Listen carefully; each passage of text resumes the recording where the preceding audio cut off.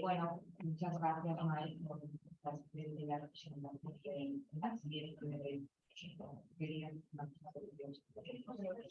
no sé bien, no sé le daba las gracias a May por la representación específica que nos ha hecho y esta narración de cómo las evidencias las recreadas y cómo las recreadas sin que la veamos, ¿no? También representadas. Muchas gracias. Gracias a Bill Patricia, gracias a la profesora Teresa Minarte por haber invitado, a Olga Gómez Millón. Es para mí un placer estar aquí con vosotras y con todo el mundo. No sé si comenzamos el turno de preguntas. No sé si... Claro, os doy la palabra primero a vosotros, parece, y luego más. Primero me parece enhorabuena como habéis coordinado cada una de las intervenciones que tiene tanto que ver. Yo hice Yolanda en Luxemburgo porque gané un concurso internacional en el que se presentaron más de 1000 artistas, hicieron una selección de 500, luego al final quedamos 9 y teníamos que presentar el proyecto ante el gobierno de Luxemburgo en una sala que había una junta y daban 10 minutos para presentar el proyecto, 10 minutos a los 9 últimos que quedábamos, era como una novela de Agatha Christie, 10 minutos para preguntas y luego te fijarías y veías si te habían seleccionado o no. Yo gané ese concurso diciendo que no tenía proyecto, que tenía que vivir en el lugar y ahí se me ocurriría la idea. Curiosamente les pareció interesante. Total, me encontré pasando una residencia en Belval, en este sitio rodeada de altos hornos, donde el agua estaba contaminada, el aire contaminado, y una noche de mierda entre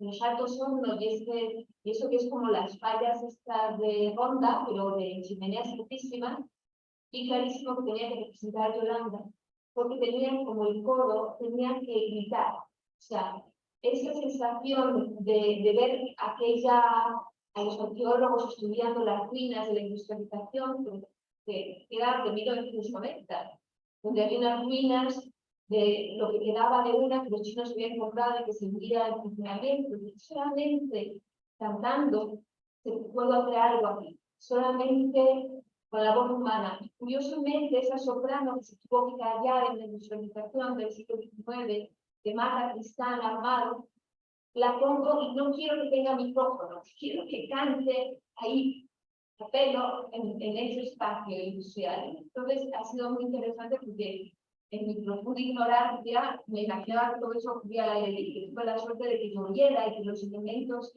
naturales tuvieran el protagonismo también, ¿no? Pero es curioso cómo esas cosas que intuyes sin tener conciencia en conocimiento. Muchas gracias, presidente.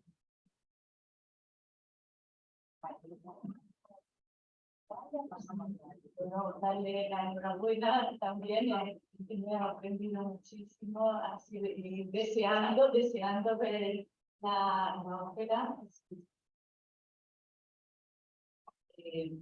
¿Alguna pregunta? Teresa. Bueno, yo solamente agradecer profundamente las dos intervenciones y hacer algún pequeño apunte. Sí que siento mucho que no hayamos podido ver, porque claro, estamos hablando del espacio escénico, que hubiéramos podido ver los decorados y el espacio de Yolanda, ¿verdad? Y luego, en relación a la intervención de May Martínez Estana, subrayar que el texto es suyo, ¿verdad? Porque no solamente es la declaración, probablemente con ayuda también de David Fernández Castro, ¿verdad? Pero el texto, no solamente la declaración, bueno, y naturalmente lo que ibas entresacando de algunas citas. Por ejemplo, cuando citabas el proemio, el coro sexto del Antígona de Sófocles, subrayar que es la traducción de Emilio Stiu, bueno, yo la tomo de Emilio Stiu, del coro sexto en la Einführung in die Metaphysik, en la introducción a la metafísica de Heidegger, ¿verdad? Pero bueno, el propio texto es una preciosidad. A mí se me han saltado las lágrimas cuando decías, y aquí se acaba el día. Y me he sorprendido a mí misma diciendo, no, claro, yo quería seguir. Y después me recordaba mucho esto que comentaba también Patricia Fernández, hacer visible lo invisible. Entonces me acordaba de Gilles en Imagen-Tiempo, cuando dice el tiempo intensivo, al que llama puro, en el sentido solo de evenement, el acontecer indivisible, intensivo porque no es extenso, consiste en realidad en el cruce de ver lo audible y de escuchar lo invisible. Y entonces se cumplía realmente en la evocación de la palabra por el cuerpo, que por cierto, qué pudor proporciona, hasta qué punto estamos perdiendo el cuerpo como para notar la descarga, aunque sea un cuerpo ritmado por la declamación. Y que la puesta en escena de la verdad en el arte, de lo que venimos hablando todos estos días, es esto es una dimensión de la alegría comunitaria, no es una mística, bueno, tiene bastante misterio ya esa puesta en escena, ¿verdad? Así que por todo lo dicho, felicitar, y yo quiero hacer dos preguntas, felicitar, agradecer, y dos preguntas. A David cuando ¿por qué ha escogido Yolanda? Entre todas las... Yolanda eligió a mí. Ah, bueno. Yo no le decía a Yolanda, yo me encontré en ese entorno industrial, en el corazón industrial del mercado y el acero que ha hecho posible que Luxemburgo sea un lugar blanco, que están ahora en esa industria. El Lambert Pintado, una de las que queda en Lambert Pintado, y es la declaración de una de las universidades más jóvenes de Europa. En una noche de niebla, Yolanda me dijo a mí, de hecho, a pocos kilómetros de donde yo estaba, está la ciudad de Yolanda de Tianjin, y están todas las esculturas donde aparece el rey René, aparece Bournemont, y aparecen que vivieron ahí. O sea, y Tchaikovsky se inspiró en la música del sur de Francia para hacer en su composición. O sea, yo creo que estamos llenos de, nos contagiamos constantemente, nos influenciamos, y ahora después de terminar el máster de Derecho a la Cultura, tengo claro que este intento de asumir la propiedad de las ideas es algo que tiene que ver también con la modernidad y con la necesidad de la compraventa, de los mercados y de lo que es algo que unos contaminan a otros, como trataba de mostrar en ese texto. ¿Quién se imagina a Nietzsche como Freud? O sea, están todos contaminándose unos a otros, estamos constantemente con esa apertura que dice Merleau-Ponty tan maravillosa de nuestros sentidos, que cada uno se representa el mundo. Por ejemplo, Yolanda no necesita ver, representa el mundo con una riqueza extraordinaria. Solamente amplía el campo de su percepción con la vista.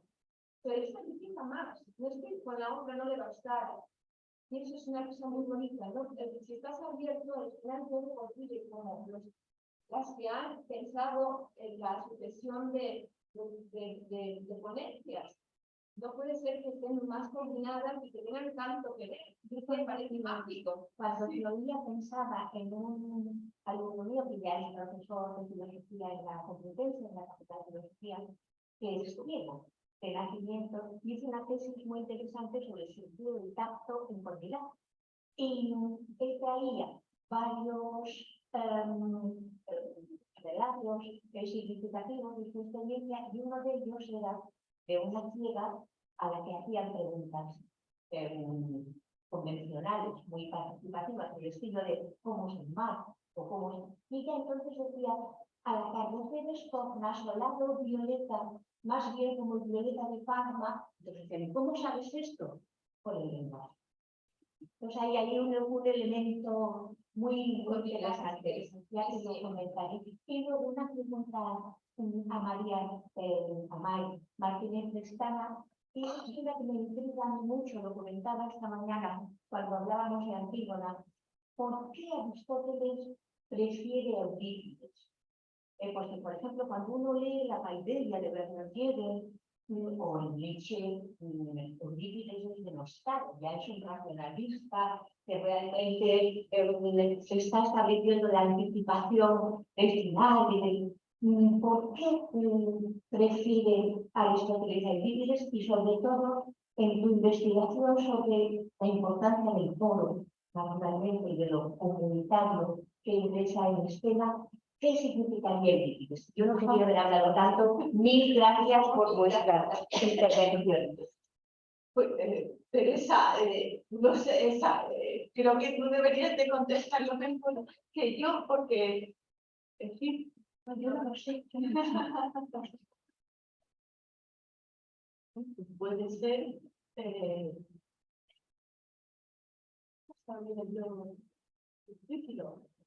queda abierto. Queda abierto para que alguien sacar una conclusión. A lo mejor alguien Una pregunta, no quiero allí, o una sí, pregunta que Estable, ¿eh? Sabes que va a salir. parece que tienes que declarar en un juzgado. Hola. Enhorabuena a las dos, han sido dos ponencias extraordinarias, muy complementarias, obviamente la praxis, ¿no?, de la puesta en escena y otro tipo de praxis que es la declamación. No sé si preguntar esto, pero a raíz de la pregunta que ha hecho Teresa sobre Eurípides, también quería preguntarte, como un esbozo de respuesta, por una de las partes finales de tu hermoso texto, cuando, hablando de toda el viaje que hemos ido por el teatro griego, nos has dicho cómo el teatro griego es en el teatro griego los actores son espejos de la ciudadanía, ¿no? Son espejos de esos ciudadanos que están ahí como público. Esto yo creo que es verdad al final del teatro. Es decir, es verdad con Eurípides y es verdad con la comedia. Cuando, esto no es que lo diga yo, no es un hallazgo mío, sino es algo que Hegel dice en la estética y en la cronología del espíritu en el capítulo 7, cuando él dice, llega un momento en la historia del teatro en el que, y hace un precioso juego de palabras, el personaje, todos sabemos que persona, ¿no?, viene de máscara, prosopon, al actor, dice, se le cae la máscara y se ve que la persona es idéntica al personaje y es idéntica a cada uno de los miembros del público que está ahí. Y esto para Hegel solo ocurre en la comedia, solo ocurre con el teatro de Eurípides, es decir, las postrimerías de la tragedia en el sentido nietzscheano, y después con Aristófanes, fundamentalmente la comedia. Es decir, se pasa de un marco en el que la tragedia nos representa lo absolutamente inconmensurable con nuestra vida prosaica, como tú muy bien has mostrado con las erinias, no sé a vosotros, pero a mí no se me aparecen todos los días las erinias, salvo después de una noche muy rara, muy loca. Es decir, lo absolutamente distinto, ¿no?, lo otro, lo inconcebible, y por eso todas esas anécdotas que han quedado en la historia, ¿no?, la representación de las erinias, ahí el pueblo no está ante su espejo, creo yo, está ante la visión de algo absolutamente terrorífico, ¿no? Y de ahí se produce la catarsis, ¿no? Se produce justamente la posibilidad de la vida en común ante la visión de algo completamente otro. Pero poco a poco, cuando se empieza a hablar de las experiencias cotidianas, ¿no?, pensando ya en el punto final del viaje, las deudas, los cuernos, los problemas entre comerciantes, ¿no?, ya esa alteridad radical de la primera tragedia queda atrás, ¿no? Y lo que se representa es la vida de la polis, la coincidencia de personaje, actor y público. Y entonces yo me atrevería a contestar a Teresa, pero de manera tentativa, que Aristóteles prefiere a Eurípides porque es realmente esta la forma de teatro que más posibilita una convivencia racional, pacífica, democrática, sí, comedida, no dentro de la mezcliotes, justamente de la moderación, y quizá, ¿no? Sea una... Y por lo tanto, tu texto, que es extraordinario, yo creo que esa idea del espejo, yo creo que solo se produce al final del día. No lo sé, es una mera sugerencia. Sí, yo quería decir una cosa, dos cosas sobre el coro. Perdonad que, a ver, bueno, muchísimas gracias por vuestras ponencias tan interesantes. A ver, una cosa que me llamó mucho la atención estudiando todo esto de Sófocles y la tragedia griega, y yo creo que sí, a mí me pareció muy interesante, es que era tan importante que para los griegos que el Estado llegaba a pagar una pequeña cantidad a quien no podía asistir para que fuera. O sea, que era estaba institucionalizado incluso a nivel público como una forma de aprendizaje, ¿no? Sobre la polis. Y otra cosa que quiero decir, y que yo creo que no se ha resaltado casi nunca del coro, es que el coro es verdad que es comunidad, pero el coro es pensamiento también. Porque el coro continuamente interpela a los personajes sobre lo que hacen. Y a veces el coro, muy interesante, a veces estaba formado por ancianos, a veces no. O sea, que cambiaban. Y a veces estaban en un lugar y a veces en otro. O estaban en el proscenio, o estaban delante, o se ponían cara al público, o no, o se retiraban y se asombraban de lo que estaba ocurriendo. ¿Entiendes? Entonces, el coro es un motivo de reflexión. No es solamente una, que sí, que es comunidad. Pero en ese sentido yo quiero decir que, evidentemente, tragedia es filosofía. Eso es lo que yo quería un poco. No es solamente comunidad. Por eso creo que estaban tan interesados en que fueran a pensar sobre cómo llegar a la felicidad a los cuerpos.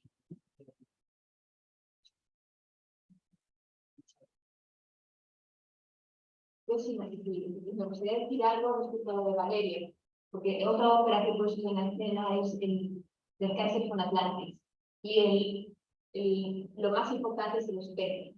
Y entonces tuve que estudiar todo lo que estudió Lacan de ese niño de 4 años, cuando se ve en el espejo y se reconoce como un otro, y es muy bonito porque tiene que ver con lo que comentabas. Y la trama de la ópera de Víctor Ullmann describe el campo de concentración de Theresienstadt antes de ser enviado a morir en Auschwitz en una cámara de gas. Y dice, yo no me puedo poner aquí a llorar, tengo que ponerme a escribir una ópera. Y escribe una ópera que es una parodia de Hitler, maravillosa, del Kaiser von Atlantis. Y en la ópera, el Kaiser está tan seguro y está satisfecho de sí mismo, ese mundo en el que no existe esta comunidad, porque es ese mundo moderno del individualismo y de esos sujetos autoritarios que piensan que no necesitan a nadie más. La muerte dice, bueno, pues si no necesitas a nadie, me marcho. Y la muerte se va. Pero empieza a ser aquello un desastre. Empieza a morir todo el mundo y aquello causa muchísimos problemas. Y entonces el Kaiser dice desesperado, que regrese la muerte. Y la muerte dice, pero si regreso yo, el primero que tiene que morir eres tú. Y entonces el Kaiser dice, ¿qué tengo que ir yo con esta chusma? Y la muerte dice, pues si no mueres tú, no puedo arreglar eso. Entonces el nivel desesperado, el emperador acepta, y es un momento conmovedor en el que el Kaiser se ve en el espejo. Y en ese momento reconoce, como Antonio Machado, que el espejo es una fuente en la que surgen todos los demás.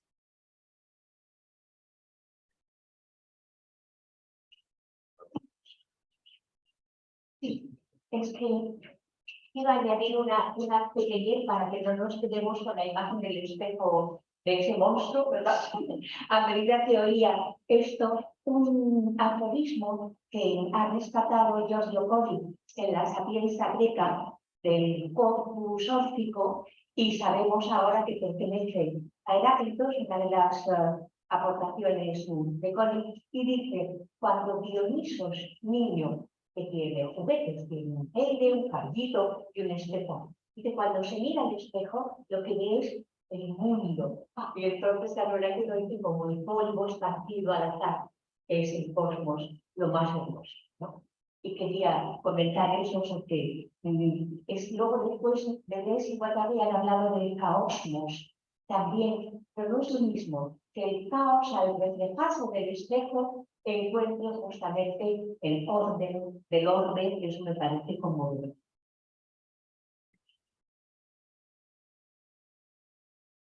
Bueno, yo quería, bueno, decir simplemente que tienen que las dos intervenciones vuestras, siendo muy distintas, ¿no? Tienen también un punto en común, ¿no? Que efectivamente es ese, bueno, puntualmente en tu intervención, Mike, cuando hablas del foro de Antígona, que describe el hombre más fabuloso de los seres, y la tentación, estoy muy bien la tentación del dominio, ¿no? Y tu ópera que realmente surge de esa modernidad que ha descrito, bueno, pues con acontecimientos históricos y con hechos que van sucediendo alrededor de lo que la ópera parece que desde el momento en que se hace la ópera. Y bueno, yo entiendo, o lo he entendido así, que la elección de Yolanda es más bien por la ceguera, o sea, sí, una metáfora de la ceguera, o lo he entendido yo así, sobre lo que la modernidad significa, ¿no? Es decir, claro, si lo leemos desde esa metáfora, se podría hacer de otra manera, ¿no? Pero que entiendo que Yolanda es la que representa un poco esa ceguera, que en ese ambiente que hay un malestar, claramente, el volcán y todos los sucesos que acontecen, bueno, hay ese malestar y esa especie de ceguera que en algún momento, bueno, ella parece que asume perfectamente, ¿no? Y bueno, luego vuelve, pero la vista, pero que esa metáfora entiendo yo que es parte de la elección de los... Es parte, el trabajo del arte siempre sale de las tripas. Ya. Luego le puedes dar tus encuentros.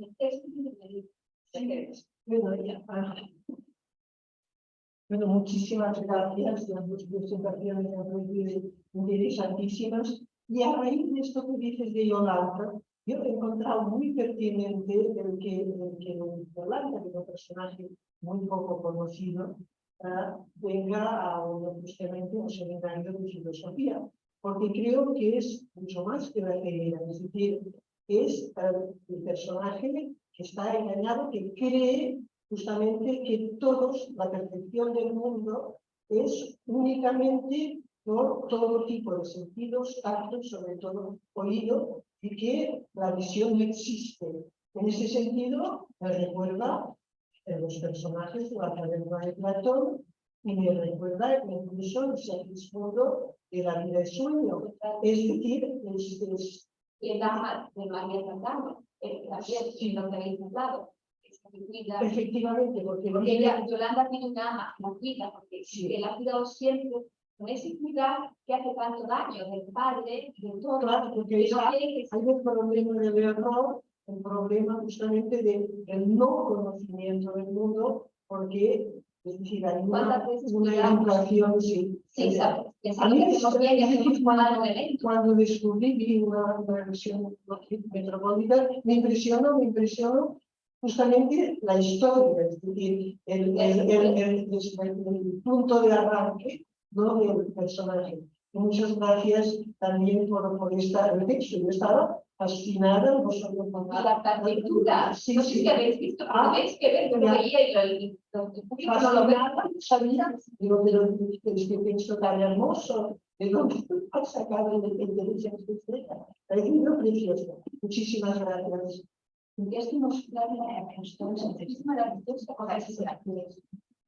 ¿Alguien quiere decir alguna cosa más? ¿Añadir algo?